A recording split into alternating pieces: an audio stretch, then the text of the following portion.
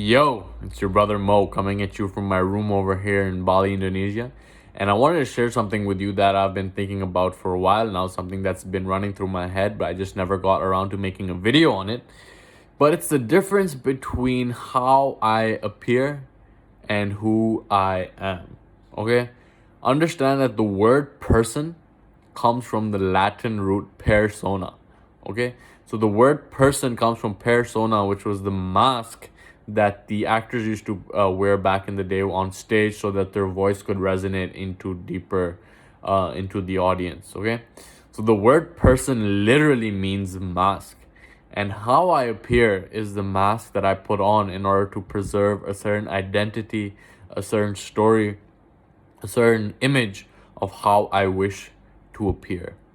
And why is it that there is a certain propensity to put on this image? And why is it that there's a difference between how I appear and who I am when I'm by myself? Okay, so who you are when you're by yourself is how you feel when you are not caught up in the hustle, the bustle, the grind, the escape, the entertainment, the suppression, the repression.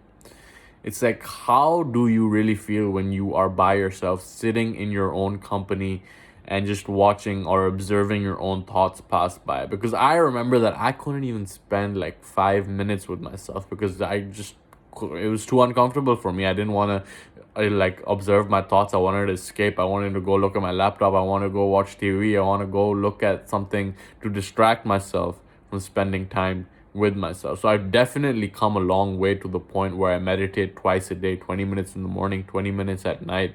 Really, seek comfort in spending time with myself in that way. But it never used to be like that. But my point is that there is a difference between how we appear and how we actually are. How we appear is like a reflection of a reflection that we think we are. Okay, Ram Dass, who was a spiritual teacher, has a quote on this. He used to say that I'm not who I think I am, I'm not who you think I am who I think you think I am. Okay, so it's like we're living in a reflection of ourselves. And the question is, why do we do this? Why is it that we tend to put on a certain image and then when we're by ourselves, we completely are feeling different to the image that we put out there? Okay, the example that comes to mind for me is Robin Williams. Okay, Robin Williams put a smile on the world's face. He was financially successful. He made the whole world laugh. The whole world loved him. Okay, I still remember I watched Mrs. Doubtfire back in the day, and I was like, yo, this is fucking hilarious. This is the funniest shit I've ever seen. Like, God bless this person for making me experience these positive emotions, and the fact that he was financially rewarded for that.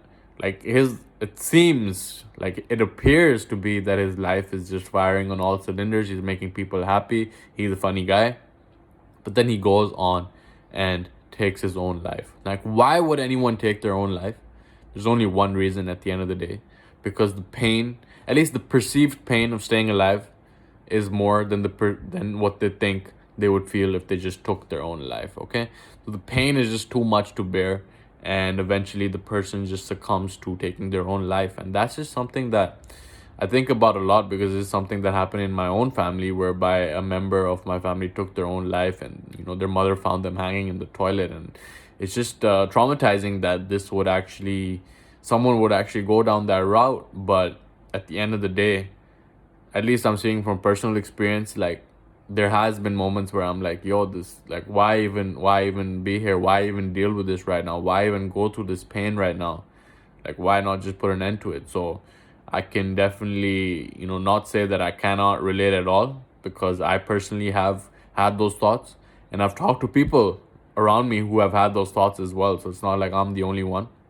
But why is it that we tend to go through this? Like, when I really look back at it, it comes down to the gap between how we feel and how we appear. Okay, who we are and how we appear to be. Now, why is there a gap? Because now, personally, I can tell you again from my own experience, because it's something that I've been, thinking about going through as well, reflecting. And it really comes down to some unaddressed emotional trauma. Okay, some heightened emotions that were experienced more often than not in childhood that might not even be consciously aware of, But when I have been able to go through the journey of reflecting back on my own like whole life from the previous childhood, then it really comes back to some experiences that made me feel like I was not enough. Okay, I didn't feel like I was worthy of love.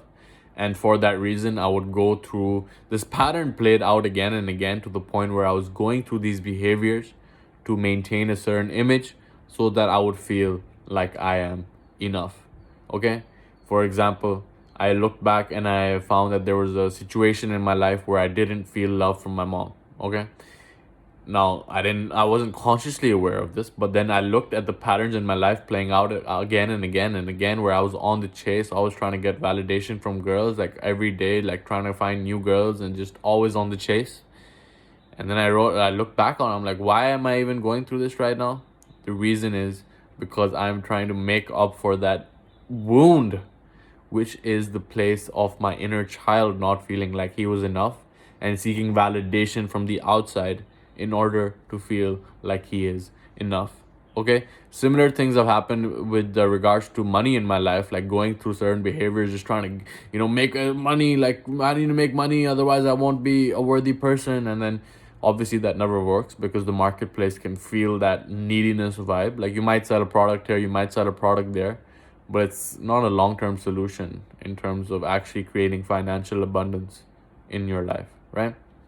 So, at the end of the day, like, my intention is just to close the gap between who I am and how I appear. Even right now, you have a certain perception of me, you've seen some videos of me, but is that who I really am?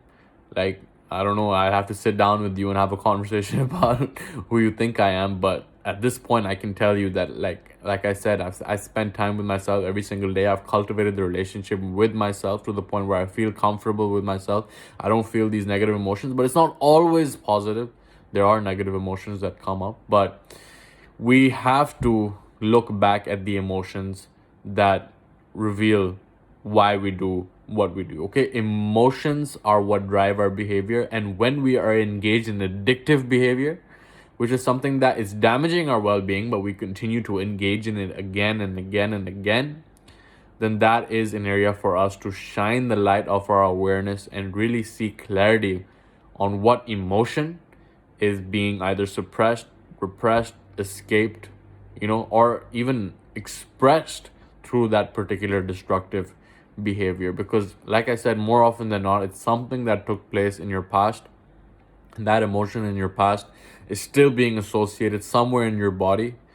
And this addiction, this attempt to escape that emotion or to repress it or like suppress it, this attempt is usually not gonna lead you somewhere good. Okay, because that is when we go through a whole lifetime of doing certain behaviors, trying to maintain a certain image, like going through the motions, and then we have the phenomenon of a midlife crisis, whereby everything just comes tumbling down. You have a complete crisis in terms of who you think you are, because there has been such a wide gap between how you feel when you're by yourself and the image that you portray. Okay, right now is a time of awakening. People are being exposed to this type of information. People are waking up to who they really are and what type of stuff has not been addressed in the past. Because when we can let go of these emotional attachments that we have to the past, when we can address them, look at them through the objective lens, rather than like judging ourselves, we look at them through the lens of compassion,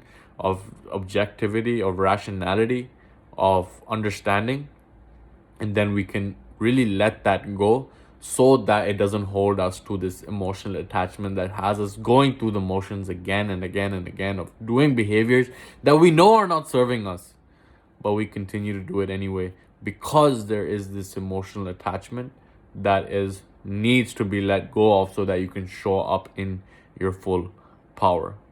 Okay, so that's something that's been running through my mind. I know that it's not fully in alignment, the image that I portray and how I feel about myself, but at the end of the day, I do feel good about myself when I'm by myself, because I keep commitments to myself. I do the things that need to be done, but there is obviously still a lot of room for improvement. There is still things that need to be addressed, which I may have not been fully acting through on, which making this video gives me even more initiative to get clear on.